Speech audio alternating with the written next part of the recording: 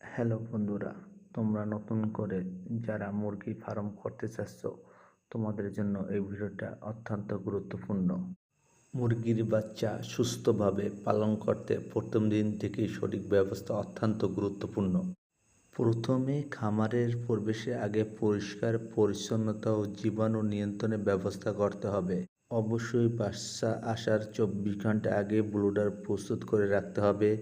মেঝেতে পরিষ্কার শুকনো লিটার, পর্যাপ্ত আলো ও তাপ ব্যবস্থা নিশ্চিত করা। বাচ্চা ব্রুডার রাখার পূর্বে লাইসোবিন মিশানো পানি পাত্র রাখা।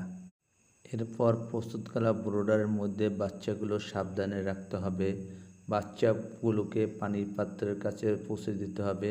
তাপমাত্রা ও স্বাভাবিক আছে কিনা লক্ষ্য রাখতে হবে।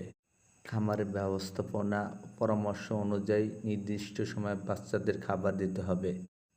প্রতিদিন নির্দিষ্ট সময় অনুযায়ী 3 বেলা খাবার দিতে হবে।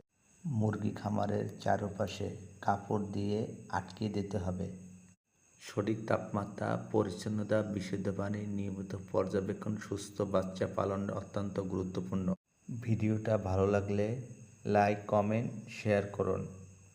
ওকে, আল্লাহ হাফেজ।